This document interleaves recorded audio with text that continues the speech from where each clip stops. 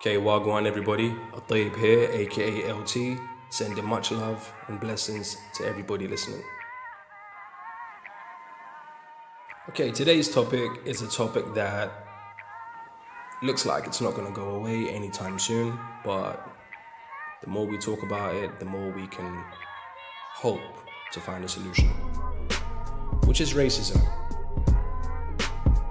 Okay, before we begin, we need to define what racism really is. Racism is basically the belief that certain people are superior or inferior due to the difference of color, tribe, religion, or nationality.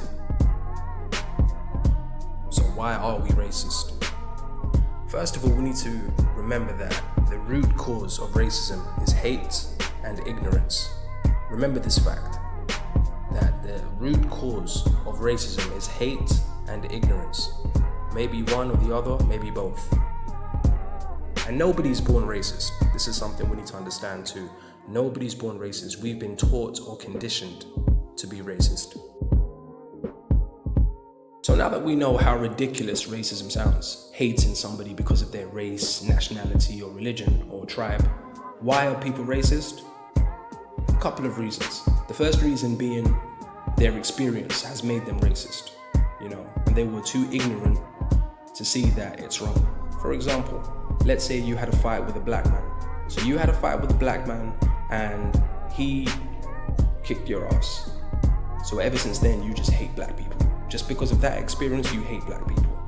Maybe you had a fight with a white guy. Maybe a white man didn't give you the job, didn't offer you the job, and you felt like you were the perfect candidate. So ever since then, all white people are bad, all white people are racist. Another reason to be racist is because the people around you are racist. So maybe you met friends in college or in university or even in school, and they taught you their negative values about life, and that made you racist. So you fell into the wrong crowd. And the majority of racists have been raised to be racist. So third way is through the family. The family have conditioned you and taught you and raised you to be racist, to think that you're better than all of these other races and all of these other nationalities, because maybe his father taught him that he was racist, and maybe his granddad had the experience with a black man that kicked his ass, so that's why he's racist, or vice versa, But at the end of the day, we must always remember that the root cause of racism is hate and ignorance. One very important factor that I like to say is that too much pride and patriotism can open up the road to racism. We have to be very, very careful with how much pride and patriotism that we have. And I'm not saying don't love your country, don't love your nation, don't love your tribe, but I'm just saying be careful, because I hear this all the time. This country's the best, we're the best nation, we're the best nation. Now imagine if somebody that's not from your nation is hearing that. What does that mean to them? So if you think you're the best nation, does that make all the other nations inferior? So we got to be very careful with too much patriotism and pride. We must remember that we are humans first. That is the main thing. We are humans, and then we become, British or Asian or American or whatnot, African. So remember, the main race is the human race. Now, racism can be expressed through two ways, or through two sets of people. Through the society or through the system, meaning the government. Now, through the society, this could be through words, violence, whether you're joking or not, doesn't take away from the fact that you're being racist. This could be through lack of opportunities in business, in work, in sports, in entertainment. You could be rejected because of your race. This happens in society all the time. Why do you think that on the applications it states, state your race? Why should I have to state my race on the application if this is about, if I'm qualified or not, or if I have the experience or not? So that's one way. You also have families and friends, relations, not having or allowing relations with other races in your family. Now, I think in British culture, this is a lot better, but being an African, being an Arab, this thing is still really engraved into us. You can't just be friends with who you want to be friends with. Like, you can be friends, but not like close friends, because they're not like us. is what they say, is what the family says. And for sure, you can't just marry who you want to marry. You know, if they're from a different race, different religion, different background even. You know, they could be from the same religion, but they're just not the same background as you. So this is something that is very, very, large in our society. Racism through the system as well. This could be like the disregard of particular areas due to their race, in terms of food, materials, medicine, but most importantly, safety. There are some areas that are not as safe as other areas, and those areas that are more dangerous, they have a particular race living in it. We don't want to start, pointing fingers or stating names, throwing shit out there, but we know which areas are safe, and those areas that are dangerous, we know who lives there. So this is systematic. This isn't something that's not been planned for. This is definitely planned, because I'm sure that they're aware. So why isn't safety granted in these areas like other areas?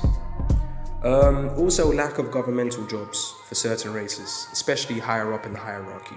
If we look at for example, if we look at the London society, we look at the British culture, we look at the British society in terms of its food, in terms of its people, in terms of its entertainment, in terms of its sports as well. Is that being represented in the government, in governmental positions? I don't think it is. I'm not pointing fingers again. I'm not saying the government is racist, but it is what it is, Systematic racism can be passed through loopholes, and lack of and laws and policies. So it's not going to be clear as day, but the result is definitely clear as day. Before we talk about how to solve the problem or the disease of racism, we need to remember that we all have red blood. We all become sick. We all die. We all get depressed, happy, sad. We all love our children. We all need the same things in life. We all fear the same things in life. Just because we look different does not change that fact, okay? Now, the first step that we need to take is for ourselves. You, the person that's listening right now, the man in the mirror, the woman in the mirror.